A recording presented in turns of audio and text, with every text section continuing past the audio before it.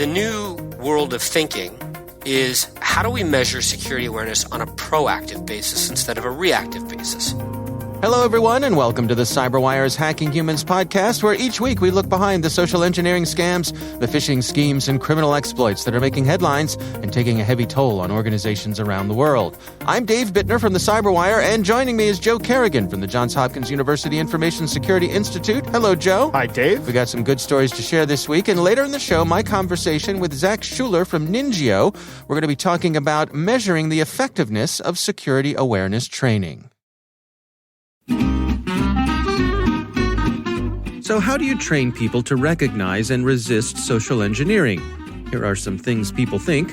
Test them, and if they fall for a test scam, fire them. Or other people say if someone flunks the test, shame them. Instead of employee of the month, it's doofus of the day. Or maybe you pass out a gift card to the one who gets the A+ for skepticism in the face of phishing. So how about it? What do you think? Carrots or sticks? What would you do? Later in the show, we'll hear what the experts at KnowBe4 have to say. They're the sponsors of this podcast. All right, Joe, let's go ahead and jump right into our stories this week. Why don't you start things off for us? Dave, my story comes from KGO, all the way out in San Francisco. Okay. It is a story about a woman named Paige Pollack, who is a school nurse with the Santa Carlos School District out there. That's right in the Bay Area, just south of the big San Francisco area. That's a beautiful area. You ever been out there? I have, yeah. It's very nice. The redwoods are amazing. Yes.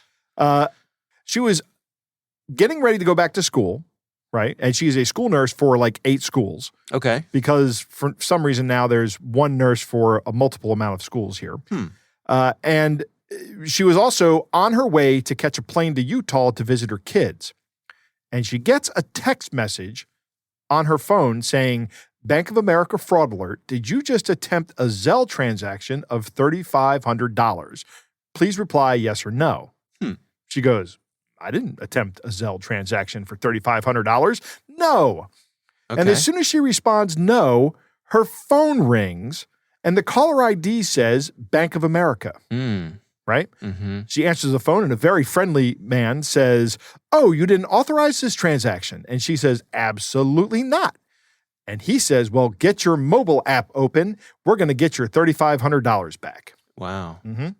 I'm sure listeners to this show already know how this is going to end for Miss Pollack. But it turns out that the man walks her through a series of button presses on the Zelle mobile payment app, and then he puts her on hold. And at this point in time, she says she gets panicked because she had to get onto an airplane, and her flight was leaving, and something about the call was starting to not sit right with her. So as she boarded the plane, she checks her Bank of America app on her phone, and sure enough, there's a transfer for $3,500 on the phone, on the app rather. Yeah. So she calls Bank of America immediately from her seat on the plane. And because it's a large global bank, they have fantastic customer service and someone's right there to talk to her, right? No, of course not. No, she's sitting on hold. And she gets put on hold for long enough that the flight attendant comes over and tells her to put her phone away because it has to be in airplane mode to take off. Right. Right. She says the flight attendant was not empathetic at all. I can completely relate to that. Yeah. Well, rules are rules. Rules right? are rules. I mean, you can't mess with the FAA, right? And chances are, once that plane gets to about 10,000 feet, you're going to lose connection anyway. Right. You know, right. And that's going to happen fairly quickly. So when she finally lands in Salt Lake City, she gets on the phone with Bank of America again and submits a dispute with Bank of America. A month later, Bank of America comes back and says, "Nope, that is not. We're not going to reimburse that." And the reasoning they gave, Dave, get this: the payee did not approve the return of the money, and their recommendation is, "We recommend you try to contact the person directly." Okay. So the Bank of America says, we talked to the scammers, and they said they're not going to give your money back. We recommend you talk to them. Listen, thank you for visiting our police station here. We think you should go down to the guy who mugged you and just ask him politely for the money back. Exactly. Okay. Well played, Bank of America. Good customer service there. Now, of course, when KGO gets involved, they call Bank of America and they say that this was fraud and not a legitimate transaction. And the next day, Miss Pollock gets a call. And it says it's coming from Bank of America. And she goes, no, you can't fool me on this one. Oh, no. Right? But it actually is Bank of America calling her back.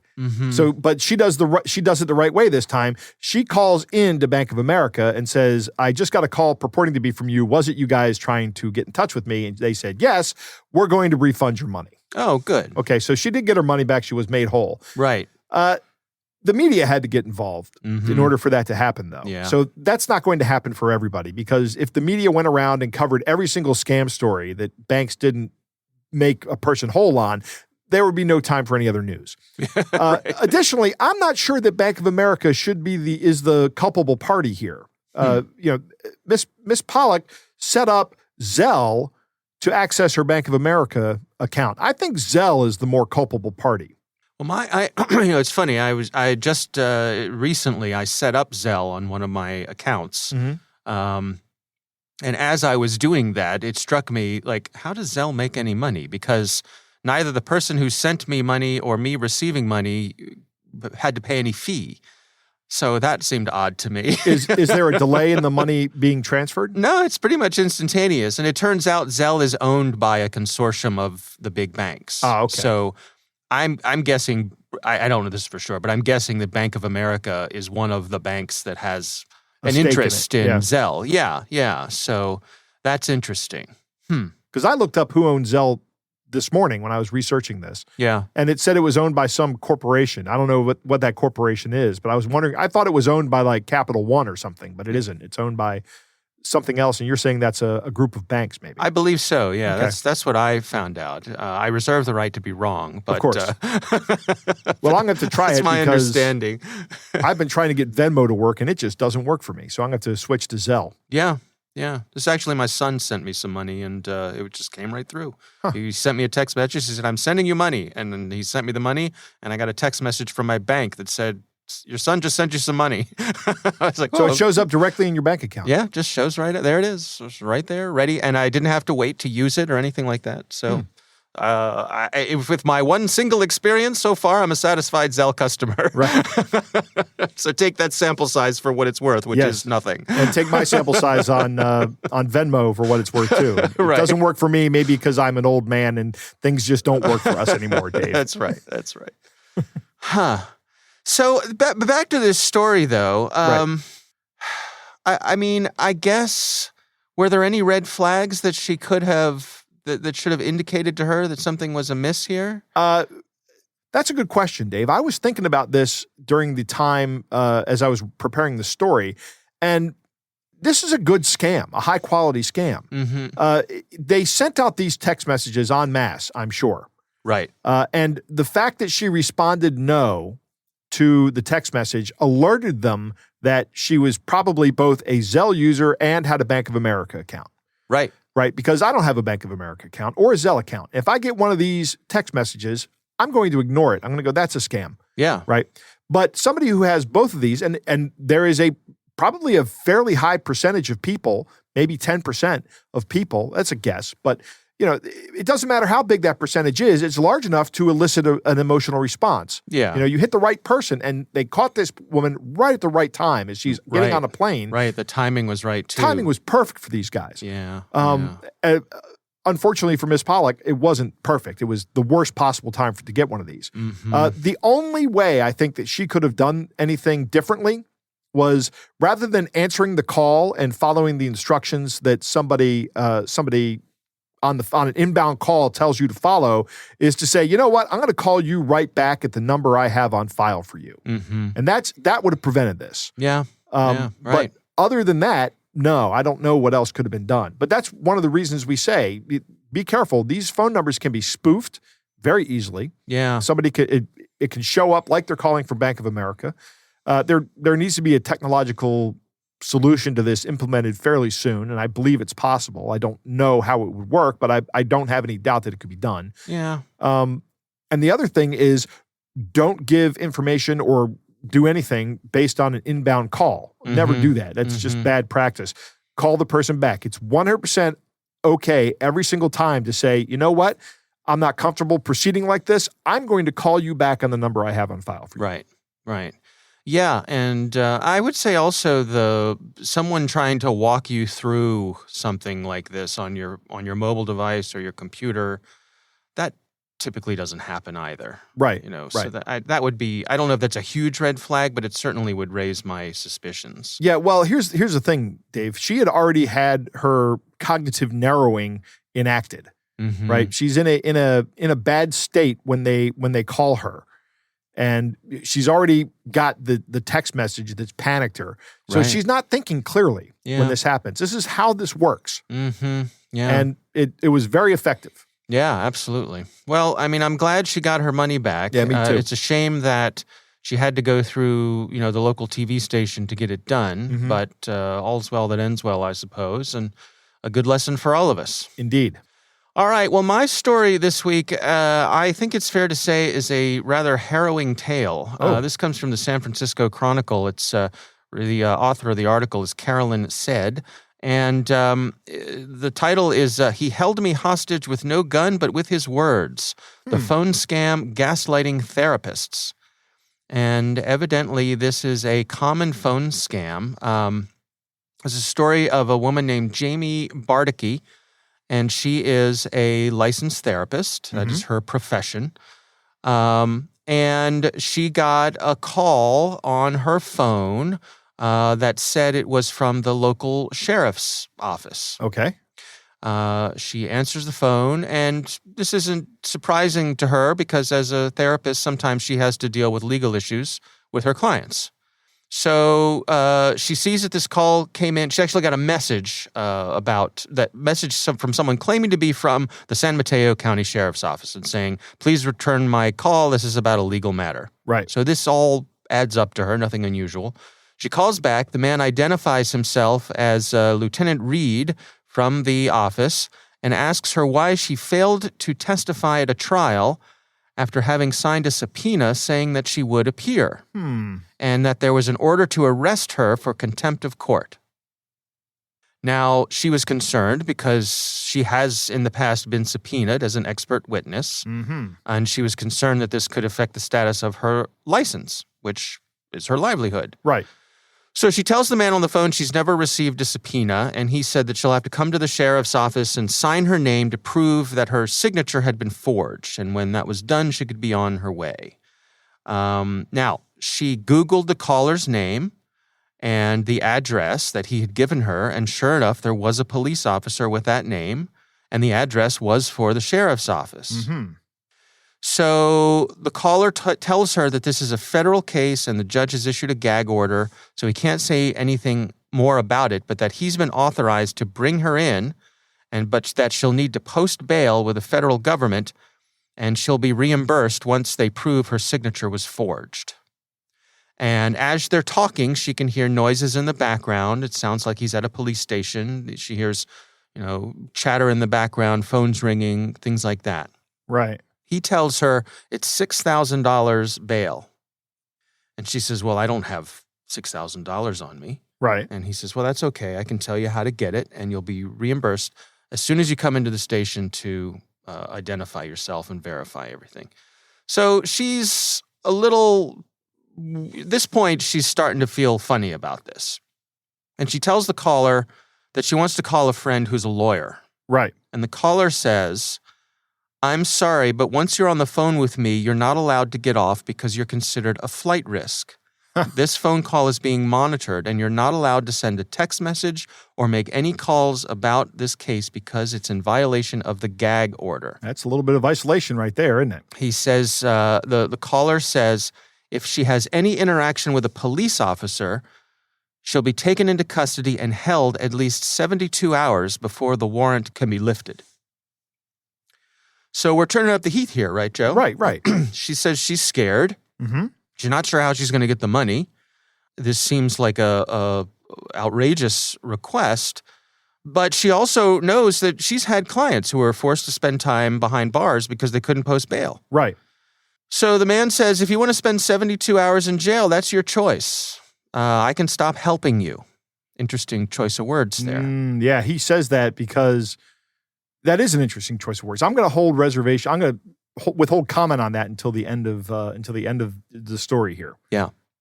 So the caller tells her to go to a nearby ATM. Mm-hmm. Her daily withdrawal limit was only $800.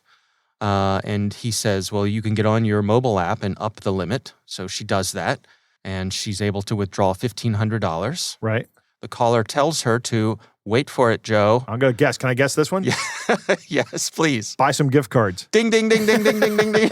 Right. Okay. Tells her to go to a Safeway and buy some prepaid Visa cards with the money. Right. Now, here's an interesting twist that I had not heard of before.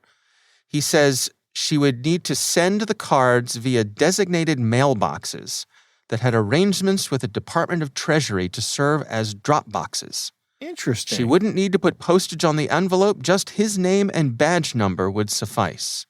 He told her where to find one of the mailboxes. Finally, she found the mailbox. It just looked like a regular old blue postal mailbox to her, but he insisted it was a special box, and he told her before she puts the card in the mailbox, she had to read him the card number, scratch off the covering on the pin, and read those aloud too, right? Okay. So what's going on here? She's giving him all the information off the cards. Right. And the cards are useless after that. Right. And she's just disposing of the evidence. Right. She's just putting the cards in the mailbox. Nothing. They're going to get thrown away. Right. But she's already given him all the information he needs from the cards to get the money off of the cards. The entire time, he's just keeps talking. He's leading her along. I think that is to keep her from being able to get the money back, right? Because you're going to need those numbers to get that. Maybe, do you need them? I don't know. Maybe? Yeah, I think you would need the numbers. Yeah, you need the cards. That's an interesting thing. It'd be a lot harder for her to get. She can't get the money back if she doesn't know the numbers. Right. Because she never wrote them down. Right. That's a good point. I hadn't thought about that angle. Ooh, interesting. So, again, he is just weaving a spell on this woman. She says he had a whole rhythm of working me up into a state where I couldn't think straight. Right. Again, the cognitive narrowing. Right. So we're about 2 hours into this. After she's received the voicemail, he's telling her to go to other stores for more prepaid cards. Right. He's got a live one, and he's going to continue to exploit it. She visited a 7-Eleven, a Target, a CVS, another Safeway. At a Rite Aid, she says the clerk looked her in the eye and slipped her a pre-printed flyer that said, "Are you a victim of a scam?" Right. And the flyer listed common scams, including one where someone says you have to post bail bond. Right. And she says, that was the closest I came to ending it. Instead, I walked away from the counter and told the guy on the phone. The guy on the phone said he could prove he was legit by calling her back from his desk phone. He told her to Google the sheriff's office number. And sure enough, her phone rang a minute later, seemingly from that number. Again, spoofed caller ID. Yep. Right. And she didn't know that this was possible. She didn't know that someone could falsify the caller ID. Right. So the scammer said, Jamie, how could I call you from this number if it was a scam? Right. And she says he made her feel guilty for doubting him. Now, it's 11 o'clock at night. Yeah. She's exhausted. She's bought $6,000 worth of prepaid cards, and she's read the numbers, and she's put them in the mail. Right. Now she thinks she has to go to the sheriff's office, and it'll all be over. Right. Here's where it gets horrific. It gets worse? It gets much worse. Okay. The man says, before you get here, I have to warn you, you'll be the subject of a strip search and cavity search when you arrive. Ugh. And we don't have a female officer, so I'll be doing it. She panics and she says, no, this can't be true. Right. He says, I'll tell you what, I will help you. There's that phrase again. Instead of an in-person search, she can go to a bathroom at a nearby drugstore and video herself doing the search. Ugh. She drives to the CVS. She's sobbing at this point. She begs the manager to let her in the bathroom, saying it was an emergency. She couldn't get the phone to work, and she realized that she couldn't do this herself. She decided instead that she would just let him search her. So she drives to the address that he gave her, and when she gets there, it's a closed-up office building. There's nothing there. There's no one there. And that's when she knew it was a scam. Okay.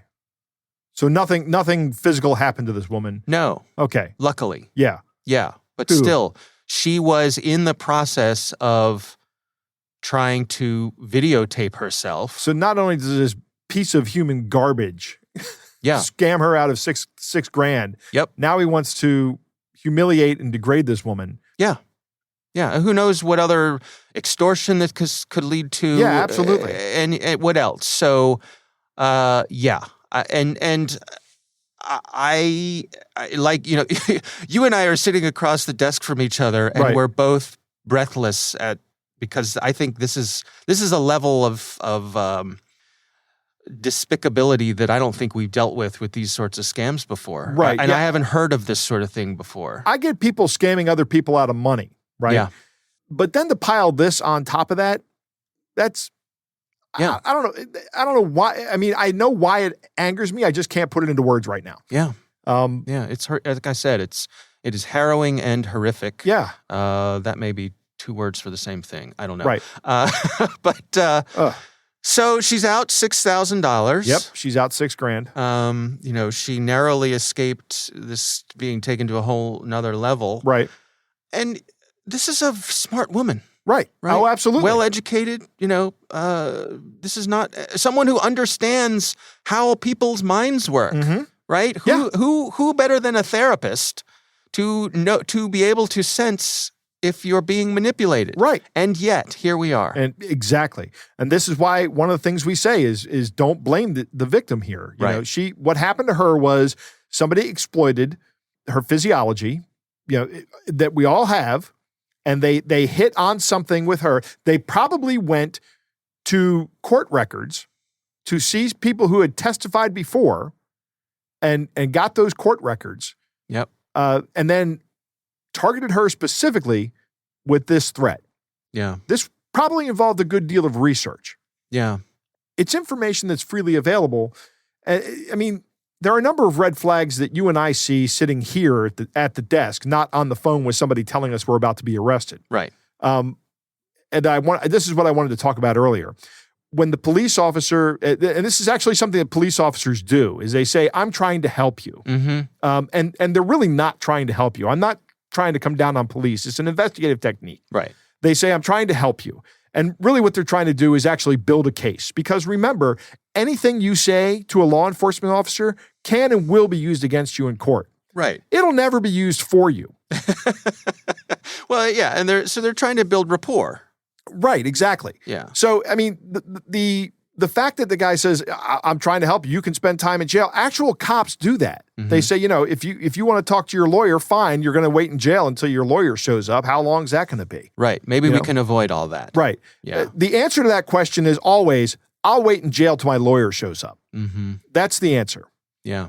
Even if you're dealing with an actual cop, you know, you're entitled to remain silent here in America, at least. Yeah. And in most of the countries around the world. And you're always entitled to say, I want to talk to my lawyer about this. And it doesn't matter. And even in the worst case situation, you might be put into a local jail for a little while until your lawyer shows up or until a bail bondsman shows up. And that's another option as well. If you owe money for bail, you can actually pay a bail bondsman to come in. So in this case, she would have had to post a $6,000 bond. A bail bondsman is going to charge you $600 to post that bond for you. Right. Right. But what would have happened here is the bail bondsman would have said, this is a scam, hang up the phone. Right. Right. Right. Well, so after all this was said and done, she called 911. She went to the San Francisco police station. Yeah. The officer filed 2 reports, one for a financial crime and one for a sexual crime. Good. Okay. They said the calls were from a burner phone, and she had no recourse on the financial side because she had taken the money. She'd taken the money out herself. Right. Yeah. But here's an interesting element here. She reached out to some of her local colleagues, and she said about 15 of them said they had been victimized by a similar scam. Really? So it seems as though they are targeting therapists. Mm-hmm. Therapists who have probably all testified in court. And and this article points out, they say, a threat to a therapist's license is a powerful motivator because that's their livelihood. They also said that therapists are committed to trying to understand other people and see their humanity, so they have a lot of empathy. And that's what this bad guy is exploiting, is that natural empathy that these people have. And they're sort of pre-filtered into that because you think therapists are going to have a certain amount of emotional intelligence, emotional availability. Right. See, now I've never been called to testify in court or asked to testify on cybersecurity matters or other computer science matters, but I know people who have been. Yeah. I don't know how this would impact me. I'd like to think that if someone called me and said, Mr. Kerrigan, you didn't show up for court, we're coming to arrest you, I'd be like, yeah, I'll see you when you get here. But I don't know. I this might work on me. Yeah. This might be something that got me thinking, but hopefully, future Joe, you should always say, I'll call you right back at the sheriff's office number. Yeah. Or just hang up. And if because they're going to call back, right? Right. And you could just say, I don't know what happened. The call must have been dropped. Yeah. Or let them go to voicemail while you call your lawyer. Right. Yeah. Whatever. Exactly. Yeah. Just interrupt the call. Good on the Rite Aid employee, by the way, handing her a flyer. Mm-hmm. Everybody that sells gift cards should do this. Yeah. Yeah. It's good to see that there's increased awareness and effort there on that side of things. I meant to call out. I took a picture at Lowe's a while ago. Yeah. And they had a big piece of paper up that said, here's how gift card scams work. So more and more merchants are doing this. Right. Yeah, it's in their best interest. And it's good for everybody. All right, well, that is my story. We will have a link to all of our stories in this episode's show notes. And, of course, we would like to hear from you. If you have a story you would like to share with us, you can email us. It's hackinghumans@thecyberwire.com. All right, Joe, it is time to move on to our catch of the day.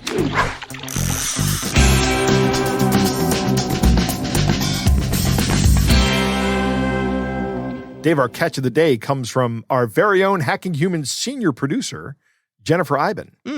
She received an email from somebody calling themselves Henry PayPal. Hi, I'm Henry PayPal, founder of PayPal. That's why it's called PayPal, because my name is Henry PayPal. Right. I suspect he often goes golfing with Betty MasterCard and Charlie Visa. Calvert Visa. Yeah, exactly. Sure. The Visa brothers, Calvert Brothers. Dave, why don't you read this email? It's essentially just an invoice, but some of the things are pretty good. Yeah, it says customer name, Jennifer Eiben. Payment method, credit card. Order for pickup. Order ready Tuesday. Skip the line and simply grab your order from our pickup station or counter inside. And here's the order. 1 Kids Spud, 5 times $13.99 for a total of $69.95. Includes cheddar jack cheese, chips, sea salt, Spud chips. 1 Sprite, 4 Sprites, 4 times $11.69. That's $46.79. Joe, that must be a heck of a Sprite. I'm wondering how much these people think Americans spend on Sprite. I don't know, but that Sprite better have some THC in it or something. Right. I mean, that's the price of a mixed drink here in a lot of restaurants. Okay. And there's more Kids Spuds, 4 at $13.99 each for a total of $55.96. That includes sour cream, cheddar jack cheese, steamed broccoli. Also, Kids Unsweetened Tea, 6 of these at $11.69 each for $70.14. At least their drink prices are consistent, Dave. Here's another good one. Chocolate chip cookies, 7 at $11.75 a piece for $82.25 of chocolate chip cookies. It's going to be the best dang chocolate chip cookie you've ever had in your life. That's right. So it's a subtotal of $325.09 plus taxes and fees. Grand total, $336.38. Thank you for ordering with PayPal. For order issues, please contact PayPal team at, and there's an 800 number where I wonder what happens when you call that 800 number, Joe. That's where the scam starts, Dave. Man. I need to get a burner phone to start calling these people. Yeah. The thing is, too, I could see this working on some people, but also, how hard would it be for them to find out what a Sprite costs? Right. Or maybe that's part of the plan, right? Like the hope was that Jennifer would see this and go, what idiot thinks I'm going to pay? I'm not buying this, and then calls the number. Right. And that's, of course, that might be part of the psychological hook here, is that you're buying really expensive food like potatoes and soda and tea are going to cost you $300. Yeah, and I think that's the thing. I'm sure you call that number, they're going to ask you for all your banking information, and that's the ball game. They may even ask you to log onto your computer. Yeah, right. All right, well, that's a good one. And of course, we thank our dear friend Jen Eiben for sending that to us. We do appreciate it.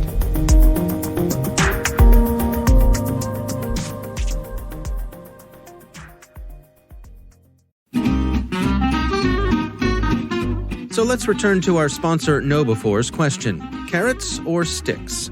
Stu Showerman, KnowBefore's CEO, is definitely a carrot man. You train people, he argues, in order to build a healthy security culture. And sticks don't do that. Approach your people like the grown-ups they are, and they'll respond. Learning how to see through social engineering can be as much fun as learning how a conjuring trick works. You can hear more of Stu's perspectives in KnowBefore's weekly Cyber Heist News. We read it, and we think you'll find it valuable too. Sign up for Cyber Heist News at knowbefore.com/news. That's KNOWBE4.com/news.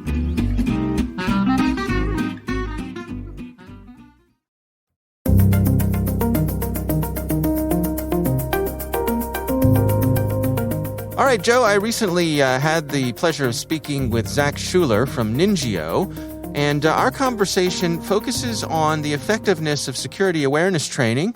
Here's my conversation with Zach Schuler. The cybersecurity awareness industry is a growing industry for obvious reasons. There are more companies coming into the industry. Traditionally, cybersecurity awareness training has been a check-the-box exercise for the lion's share of organizations that are out there, kind of regardless of size. And I think when you get larger in size as an organization, it becomes more of a check-the-box exercise. And so as the years have rolled on, some of the more sophisticated cybersecurity awareness companies have done a better job of getting people out of the check-the-box mentality and have figured out that they actually need to educate people, because humans, depending upon what you read, whether it's Verizon's data breach investigations report, DBIR, I don't know, always remember what the I stands for, or Ponemon Institute, or whatever you read, human error is 85 to 95% of the issue, right? And so if you can attack human error and you can make a big dent on human error, then you've done a great job. When I view the industry, I kind of look at it, I look at the players in sort of like two different classifications. First classification, I call them kind of fishing first organization. These are companies who, their clients are companies who believe that security awareness training should be done through simulated phishing, trying to attack the employee. And then, if they fall for the attack, you serve training up after the attack that they've fallen for, hopefully that's semi-relevant to the attack. More recently, there have been organizations that have entered the market. I'd like to call us one of the first, if not the first. I think we got into micro-learning and, micro-learning through storytelling in the cybersecurity awareness space first. I call us and a few others content-first companies. And so instead of saying, all right, we are going to test our people and then train them based on the results of the test, there's an opposite kind of philosophy. And that is, like you would walking into your first day of university, you would say, we are going to train people before we give them the test, right? And so that's kind of our theory, is that we want to give people really good, memorable training that they can retain. And then you fish them after the fact, and you see how well they do, and that can be measured in several different ways. So that's kind of my purview of, how the industry sits today. And in terms of the customers who are purchasing these various types of security awareness training programs, how are they measuring success within their own organizations? How do they know that the investment they're making here is making a difference? So security awareness is one of those really interesting things, right? If you dump $100,000 into a marketing channel and that $100,000 produces a $500,000 return, it's really easy to measure ROI or ROIC. With respect to security awareness, you have to measure what is the decrease in risk that we have created through our security awareness program. And so the traditional measures for that, especially in the phishing first kind of organizations, the traditional measures have been, we launch a simulated phishing attack and how many people take the bait. And we did a study on that a couple of years ago with one of our clients who was considered by DHS a critical infrastructure company. Long story short, they did a phishing attack on them. This organization being a client of ours for 4 years, and 1 out of 600 people that were targeted in the attack took the bait. We felt really good about that. And, the organization did as well. And so traditionally, that's been a form of measurement. I think that still should be counted as a form of measurement, but not necessarily the primary form of measurement. And the reason is it's a reactive measurement. And so you cannot make the assumption that if somebody didn't fall for the attack, maybe they never saw it. Maybe it was an email that came through and it's sitting at the bottom of their inbox somewhere and they haven't seen it. I mean, I'm sure you've gotten on the phone with lots of people and they've got, 7,028 messages that are unread. They never fell for the phishing attack because they never got it in the first place, right? Right. And so, you can't guarantee that attack gets set right in front of their plate and that they have the option to take a bite or not. I still think it's a valid measurement because it does give you an idea, can spot trends and stuff like that.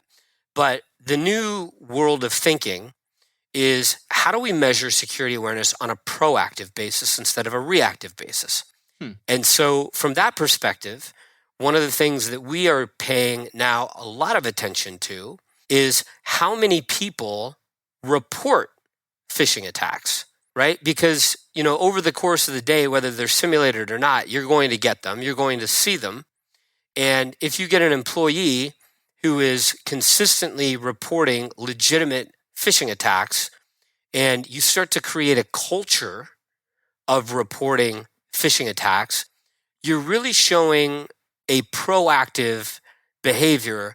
I think that's a leading indicator on how pervasive has security awareness culture become inbred into the organization. And so, we like to look at proactive measurements like that. Another one that has been done in the past for measuring the success of a program is what has the engagement been in the training, right? And so, we're big on engagement. We want to make sure that every single person at every single organization that we serve is watching every single episode that we release. We release a new episode every month. We want every employee watching those episodes, getting to the end. They're 3 to 4 minutes long, getting to the end, completing a 1-question, multiple choice, multiple answer quiz, and moving on with their day, and hopefully retaining that information, right? So that's a good measurement. Companies, it's kind of a 50-50 split. Some organizations make that training mandatory. In other organizations, they might have their 1-hour internally produced death by PowerPoint security awareness training made mandatory. And then the voluntary training is NINJIO on a monthly basis. So when that's the case, that could actually be pretty critical because if you are being served up NINJIO on a voluntary basis, but you're still engaging and you're still taking in the training, that is a phenomenal proactive measurement to see who is actually self-motivated on a voluntary basis to want to learn more about how to protect themselves and how to protect their organization.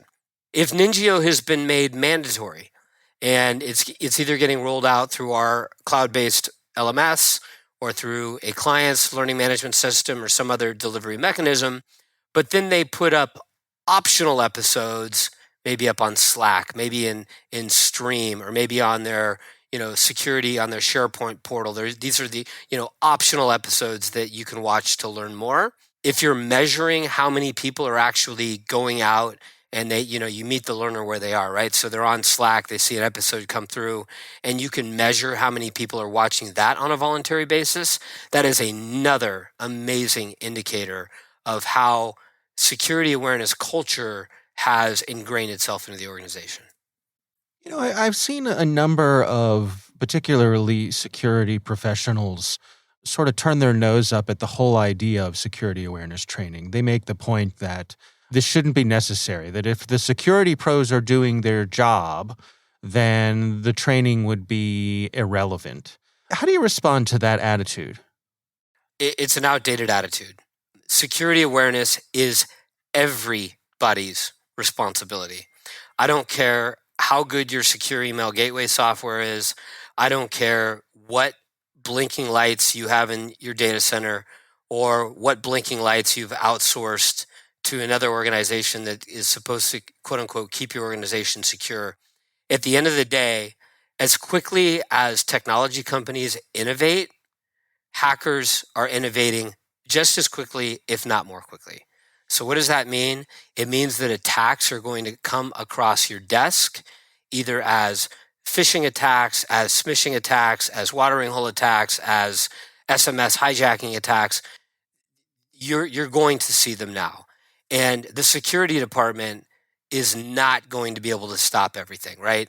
They do a great job in, stopping perhaps 99% of the attacks that come through. But I hate to make the analogy. It's like the analogy of a terrorist, right? It only takes one.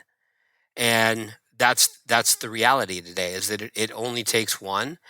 And for anybody that, kind of puts their nose up at security awareness training, as an effective tool in keeping an organization more secure, they're just not living in reality today. Now, I would say either that's the case or their past experience with security awareness training, maybe with, an older school provider with an older mentality, maybe they just haven't seen any actual results. And so, that could be their reason for kind of saying, yeah, it's not worth the money, right? Because they haven't had positive experiences. Yeah, I sort of liken it to if you're a shopkeeper or you have a small business and even just a handful of employees, that it's everyone's responsibility to look after the security of the shop. You can't, if someone walks in the door and starts taking merchandise out the door, everyone needs to help put a stop to that. It's not to say that, every employee is going to be the one who confronts that person, but everyone needs to be aware, tuned in, and on board with that effort. Yeah, you couldn't be more right about that. You look at, say, Target, for example, the store. Target has a loss prevention department. They have people that are walking around watching for people shoplifting. Maybe they aren't anymore because shoplifting's okay now. That was a joke. Your average employee, you're exactly right. The average employee sees something. We have a saying: see something, do something. If the average employee sees something, maybe they don't, like you said, they don't confront the person, but they certainly pick up the phone and call security. Right. And say, hey, I just saw this person shoplifting. Yes, it's everybody's responsibility. You can't just Target cannot just rely on their LP department to protect, merchandise going out the door unpaid for.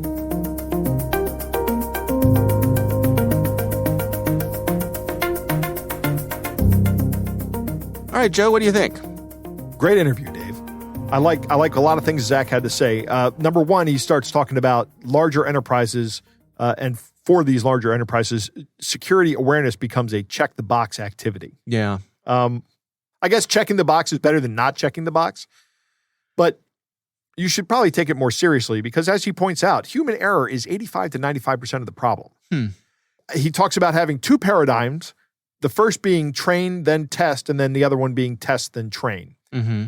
And I like the model that Zach's company does with train first, then test, but it doesn't let you get a baseline that test first, then train would let you collect. I'd like to be tested out of the training if possible.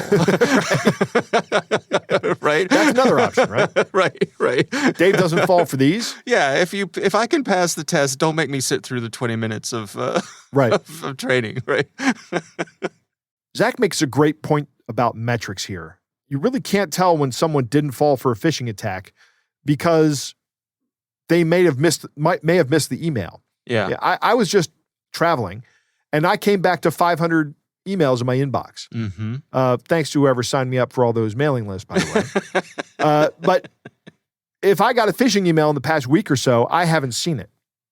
Yeah. Also, some of the metrics you're looking for are kind of difficult to gather because you're talking about the absence of an outcome. Right. That's what security awareness is there to prevent. Yeah. So I really like the things that Zach has done here to quantify changes in behavior, right? He comes at it from a different angle by measuring actual events that you can count, like how many people are reporting phishing emails. Mm-hmm. An increase in that would indicate that your security awareness program is working, or how many people are voluntarily watching the training materials. Like you said earlier, you don't want to watch them, but if you can actually create something that's enjoyable to watch, maybe you will watch it. Yeah.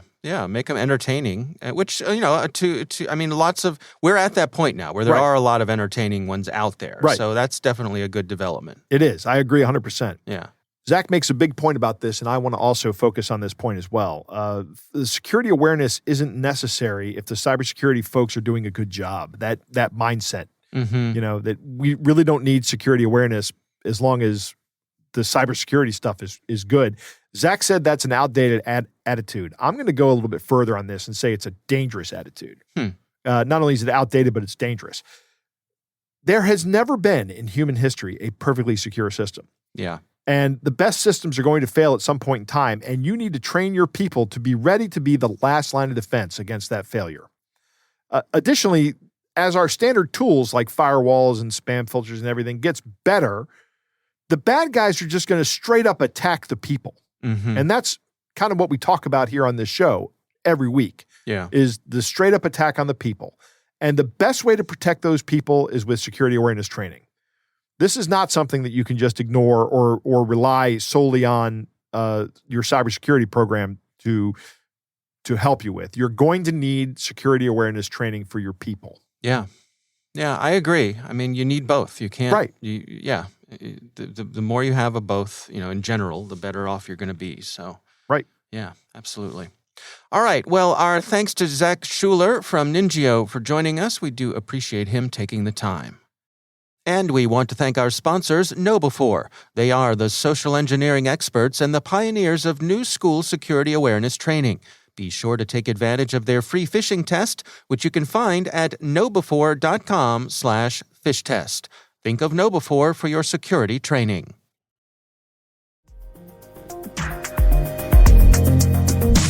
That is our show. We want to thank all of you for listening. We want to thank the Johns Hopkins University Information Security Institute for their participation. You can learn more at isi.jhu.edu. The Hacking Humans podcast is proudly produced in Maryland at the startup studios of Data Tribe, where they're co-building the next generation of cybersecurity teams and technologies. Our senior producer is Jennifer Eiben. Our executive editor is Peter Kilpie. I'm Dave Bittner. And I'm Joe Kerrigan. Thanks for listening.